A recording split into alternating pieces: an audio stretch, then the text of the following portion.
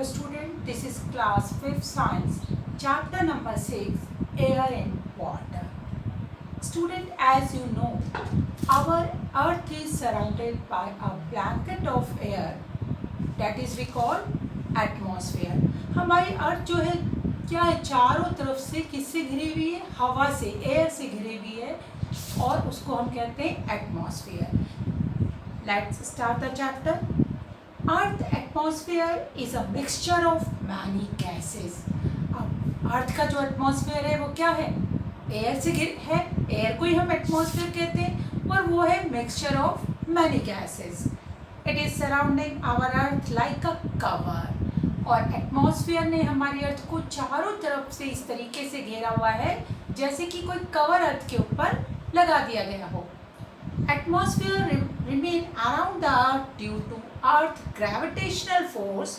It always keeps on revolving with that of earth because gravitational force work on it. अब हमेशा जो atmosphere है वो अर्थ के चारों तरफ रहता है और किसकी वजह से है? Gravitational force. हमारी अर्थ हमेशा एक फोर्स लगाती है जो कोशिश करता है, जिसको हम ग्रेविटेशनल फोर्स कहते हैं, और वो क्या करता है? अर्थ के सब चीज़ों को अर्थ की तरफ खींचने की कोशिश करता है. और उसी का कारण है कि न्यूटन ने सबसे पहले पता लगाया था ग्रेविटेशनल फोर्स. और क्या था कि एप्पल नीचे ही क्यों गिरता है, ऊपर क्यों नहीं जाता? हम कुछ भी चीज़ ऊपर फेंकते हैं वो सब की सब क्या आती है? अर्थ की ओर आती है ड्यू टू ग्रेविटेशनल फोर्स. तो इसी वजह से वो ग्रेविटेशनल फोर्स एटमॉस्फेयर को भी अपनी तरफ खींच के रखता है, जिससे चारों तरफ एक एटमॉस्फेयर अर्थ के क्रिएट रहता है. और atmosphere is a mixture of gases. और जैसे जैसे अर्थ मूव करती रहती है, आपको पता है अर्थ दो मूवमेंट है अर्थ में, रोटेशन एंड रिवॉल्यूशन. रोटेशन क्या होता है? अर्थ का रिवॉल्व करना अपने या घूमना अपनी एक्सिस पे, ठीक है. और ड्यू टू रोटेशन क्या होता है? डे एंड नाइट होता है. और रेवोल्यूशन क्या है? अर्थ का सन के अराउंड में मूव करना, सन के चारों ओर मूव करना कहलाता है रेवोल्यूशन. और ड्यू टू रेवोल्यूशन क्या होता है? सीजन्स चेंज होते हैं. We are benefited in many ways by the atmosphere covering our earth. अब इसके हमें बहुत ज़्यादा फायदे हैं किसके कि अर्थ जो है वो एटमॉस्फेयर से कवर है. Earth does not allow sun rays in the hole to reach on the land and send them back to the space. अब क्या होता है एटमॉस्फेयर की वजह से कि जो सन की सारी रेज हैं वो अर्थ तक नहीं पहुंच पाती. अर्थ अगर पूरी रेज अर्थ तक पहुंच जाती तो अर्थ बहुत ज़्यादा गर्म हो जाती. इसी तरीके से जब वो वापस जाती है रेज अर्थ पे आने के बाद, तो वो सारी की सारी वापस नहीं जा पाती है और इसलिए अर्थ क्या होता है? बहुत ज़्यादा ठंडे भी नहीं हो पाती है. तो इस तरीके से ये क्या करता है? जो सन रेज को है उसको अंदर आने से भी और बाहर जाने से भी रोकने का काम करता है atmosphere. Thus the day are not too much hot on the earth. इसलिए क्या होता है? अगर वो नहीं सनराइज को रोकेगा एटमॉस्फेयर की लेयर जो है, तो अर्थ पे बहुत ज़्यादा गर्मी होगी. और ड्यू टू को रोकता नहीं है, इसलिए क्या है कि यही रीज़न है कि अर्थ जो है बहुत ज़्यादा हॉट नहीं है. Atmosphere layer. अब एटमॉस्फेयर की कौन कौन सी लेयर है? अलग अलग लेयर में एटमॉस्फेयर को हमने डिस्ट्रीब्यूट किया हुआ है. Atmosphere of earth is divided into several horizontal layer. Horizontal होता है इस तरीके की, एक के बाद एक लेयर कहलाती है हॉरिजेंटल लेयर. तो बहुत सारी लेयर है अर्थ की horizontal layer. The closest layer of the earth atmosphere extend from 8 to 12 kilometre. और जो सबसे पास लेयर है अर्थ की वो कितनी फैली हुई है? 8 से 12 किलोमीटर जो है वो चौड़ी है. और it is called troposphere and this layer of earth is called troposphere. तो फर्स्ट लेयर अर्थ की जो बिल्कुल अर्थ के पास है वो है ट्रोपोस्फेयर. और कितनी एक्सटेंड है? 8 to 12 kilometre. The lowest part of troposphere is hot, but the upper part is very cold. अब जो लोवेस्ट पार्ट है, जो अर्थ के पास का सबसे अर्थ ट्रोपोस्फेयर है, तो उसकी जो सबसे लोवेस्ट लेयर है वो तो गर्म होती है, लेकिन उसकी अपर लेयर जो है वो बहुत ज़्यादा ठंडी है. The layer of atmosphere is helpful in forming and changing weather, और यही लेयर है ट्रोपोस्फेयर जिससे वेदर चेंज होते रहते हैं, वेदर चेंज करने में वो हमारी सहायता करती है। All the living beings are found in troposphere, aeroplanes to fly in this layer, और जितने भी लिविंग थिंग हैं, ठीक है, वो सब के सब ट्रोपोस्फेयर तक की ही रेंज में रहते हैं, उससे बाहर नहीं जाते, और एरोप्लेन भी इसी लेयर पे फ्लाई करता है।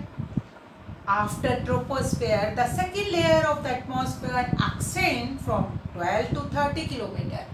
जस्ट ट्रोपोस्फेयर के बाद एक और लेयर है, और उस कितनी फैली हुई है, 12 किलोमीटर 2 से 30 किलोमीटर तक फैली हुई है।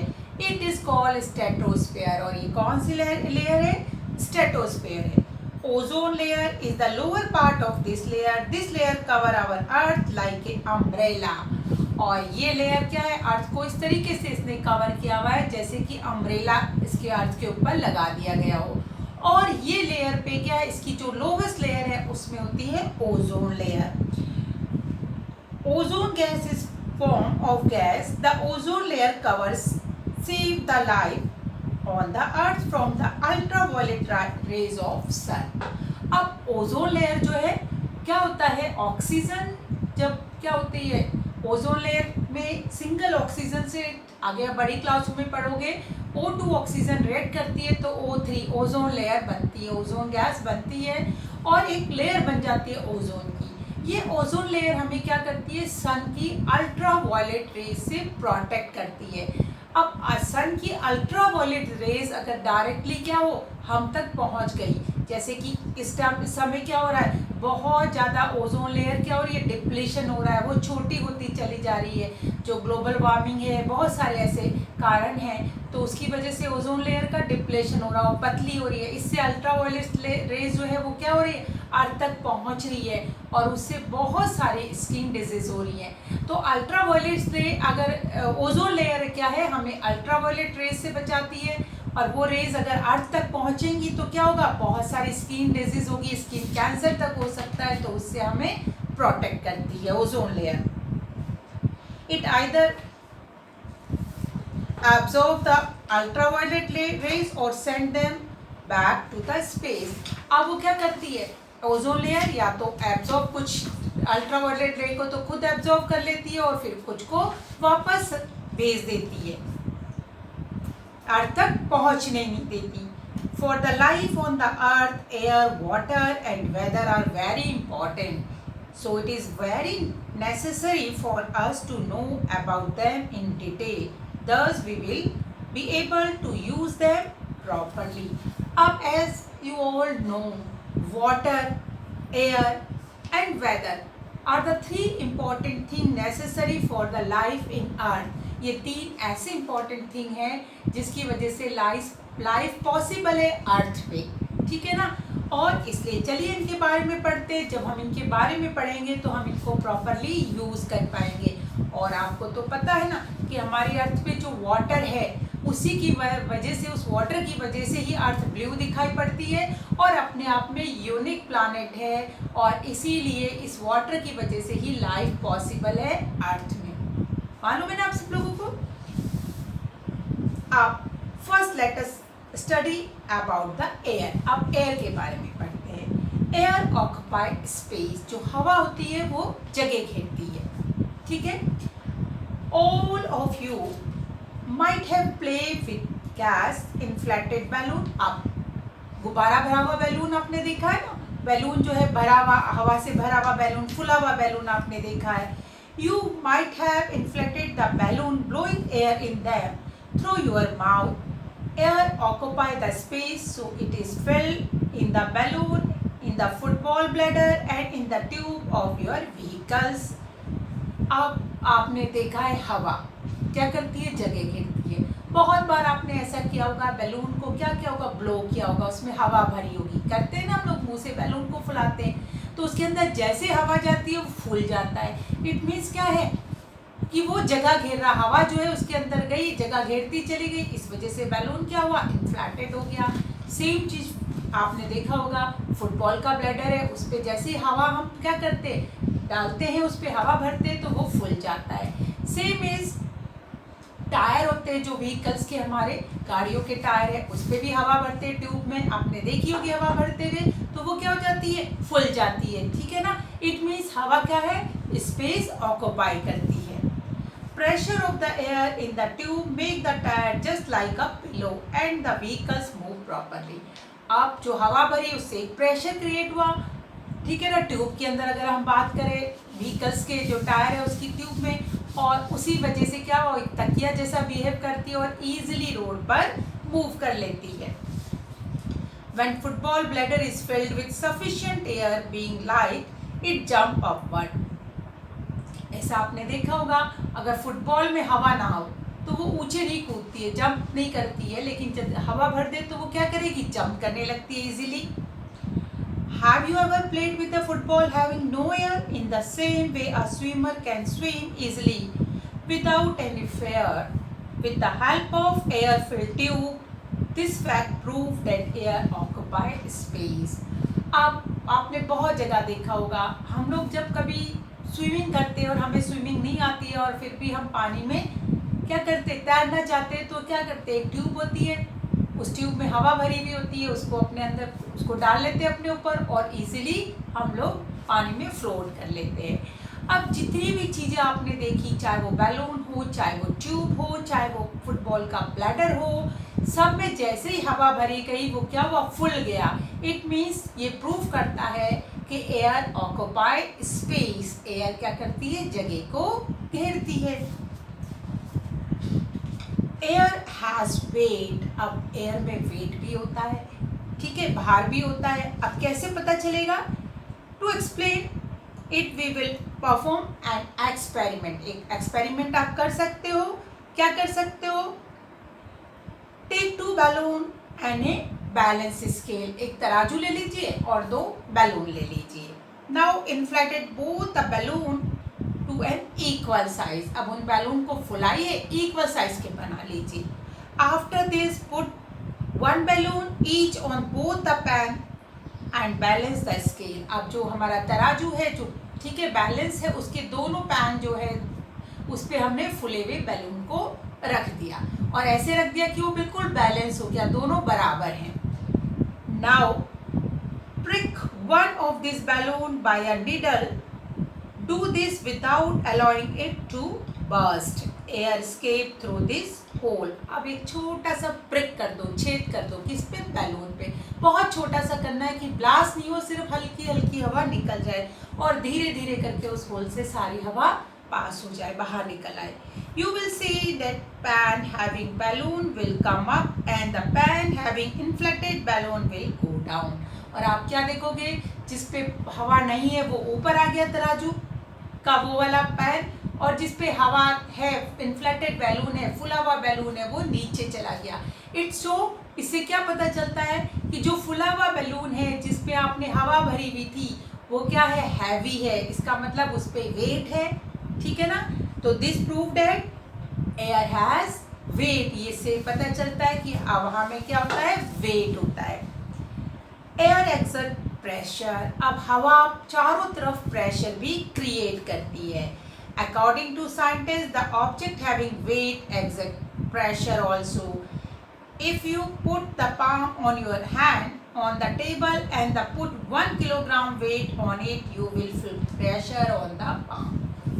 अब जिस चीज़ में भी साइंटिस्ट का ही कहना, और ये बात सच भी है कि जिस चीज़ में वेट होता है वो प्रेशर एक्सर्ट करता है, मतलब प्रेशर उसमें लगता है, ठीक है। अब सपोज करो जैसे कि आप क्या करो, अपनी एक हाथ टेबल पे रख दो, ठीक है ना, और उसके ऊपर क्या करो, एक 1 किलोग्राम का वेट रख दो, तो आपको खुद ही पता चलेगा दबाव पड़ रहा है, प्रेशर पड़ रहा है आपके हाथ पे, ठीक है ना।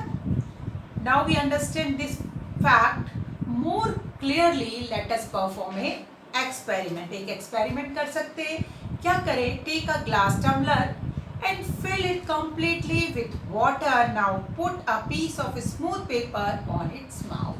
एक ग्लास ले लिया, उसको पानी से भर दिया, एक glass tumbler, tumbler means glass ले लिया, उसको पानी से फुल भर दिया और उसके ऊपर एक पेपर रख दिया। After this, holding the paper piece firmly by our hand, turn the tumbler upside down by the other hand as shown below. अब उस पेपर को क्या किया, जो गिलास के ऊपर पेपर रखा था उसको टाइटली फॉर्मली उसको पुश किया और फिर ग्लास को उल्टा कर दिया, जैसे कि आपको पिक्चर में दिखाया है, उसको उल्टा करके टेबल पे या जहां भी उस पर रख दिया। अब क्या होगा, now take off your palm, और हाथ हटा दिया उसमें से। You will find that neither paper nor water fall the glass tumbler. It happened because air exert pressure on the paper piece from downward and paper piece remain stick to the mouth of glass tumbler. अब हुआ क्यों ऐसा, जैसे आपने paper उल्टा करके glass को उल्टा करके रख दिया, ग्लास के अंदर पानी और पेपर उस पर क्या है, चिपकाया नहीं है, सिर्फ आपने पुश किया था और आपने उसको नीचे जमीन में रख दिया, तो आप क्या देखेंगे, पानी भी नहीं गिर रहा है और पेपर भी नहीं हट रहा है। ऐसा क्यों हो रहा है कि जो नीचे है, नीचे जहां आपने उसको पलट के रखा है, चाहे टेबल पे चाहे ग्राउंड पे, वहां से एक प्रेशर क्रिएट हो रहा है जो क्या कर रहा है, उसको ऊपर की तरफ धक्का दे रहा है, और जिसकी वजह से पानी बाहर नहीं निकल रहा, ना पेपर बाहर आ रहा है। और यही कारण है कि क्या है कि इससे हमें पता है गिलास वो पेपर चिपक गया उस पर, क्यों, क्योंकि एयर ने प्रेशर एक्सर्ट किया उस पर, और इससे हमें पता चला कि एयर जो है वो प्रेशर एक्सर्ट करती है। अब कितना प्रेशर एयर बनाती है, वो है 1 किलोग्राम पर स्क्वायर सेंटीमीटर। अगर 1 स्क्वायर सेंटीमीटर जगह पर 1 किलोग्राम प्रेशर क्रिएट करती है, एक्सर्ट करती है कौन, एयर। तो हमें पता चला air occupy space, air has weight and air exert pressure, और amount of pressure is 1 kilogram per square centimeter. When the open end of a medicine dropper is deep in water and the rubber bulb is pressed, we see air bubbles come out from the water. And on removing the pressure from the bulb, the water come up in the glass tube. आपने देखा है दवाई के लिए dropper आता है, ठीक है ना, ड्रॉप वाली दवाई होती है, ड्रॉपर आता है, तो आप क्या करोगे, एक पानी का भरा हुआ बर्तन ले लीजिए, उस ड्रॉपर को ले लीजिए और उस ड्रॉपर के रबड़ को एक बार पुश कीजिए। जैसे आप उस रबड़ को पुश करोगे, उसके अंदर की जो एयर थी, ड्रॉपर की जो ट्यूब में एयर भरी हुई थी, उसकी वजह से पानी में क्या होने लगेंगे, बबल्स उठने लगेंगे, बुलबुले उठने लगेंगे। जब वो सारे बुलबुले उठ जाएंगे तो फिर वापस से प्रेस कीजिए, तो क्या वहाँ अंदर एयर नहीं है और बाहर क्या है, वाटर में एयर है, ठीक है ना, वहाँ क्या है, तो वो क्या होगा, जैसे वापस दबाओगे अंदर खाली है, तो वहाँ क्या होगा, नीचे की एयर जो है ऊपर एक प्रेशर लगाएगी और जिस प्रेशर से पानी ऊपर आ जाएगा। थोड़ी देर में आप देखोगे कि उस ड्रॉपर में क्या हो गया, पानी आ गया। इसी तरीके से हम दवाइयाँ निकालते हैं ड्रॉपर से, ठीक है ना। It happened because on pressing the rubber bulb, air of the dropper come out in the form of air bubbles and create vacuum in the dropper.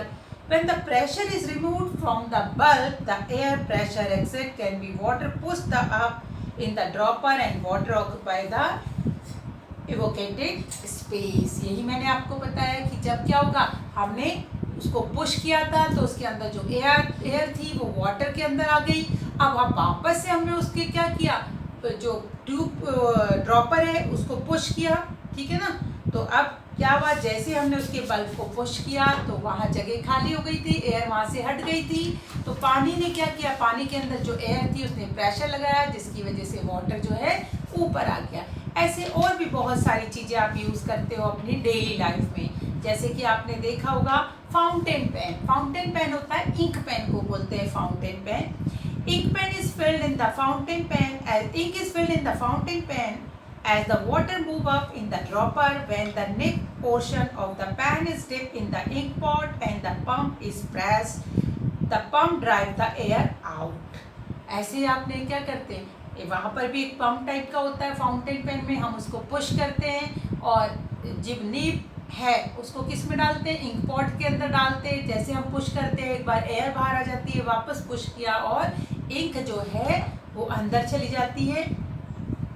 This make the air pressure to push the ink into the pan.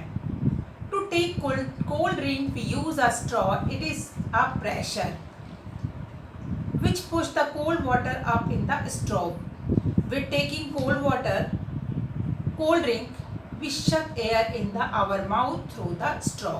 This make the pressure inside the straw less and the outside air pressure is so the outside pressure push the cold drink up in the straw.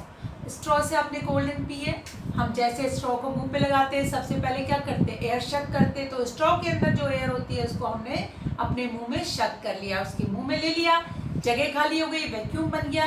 आप cold drink के अंदर भी क्या है, air थी, उसने क्या किया, पुश, जगह खाली हो गई तो वो क्या, उसने प्रेशर क्रिएट किया और उस प्रेशर से क्या हुआ, कोल्ड ड्रिंक उसमें स्ट्रॉ में क्या हो गई, स्ट्रॉ भर गया कोल्ड ड्रिंक से और उसको हम पी लेते हैं, फिर और आता रहता है। इस तरीके से कोल्ड ड्रिंक स्ट्रॉ में के थ्रू हमारे मुंह तक पहुंचती रहती है।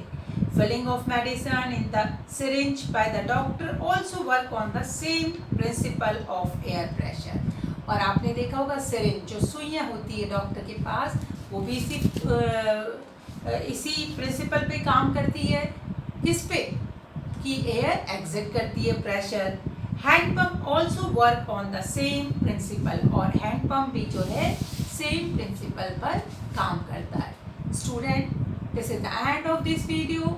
Have a nice day, good bye.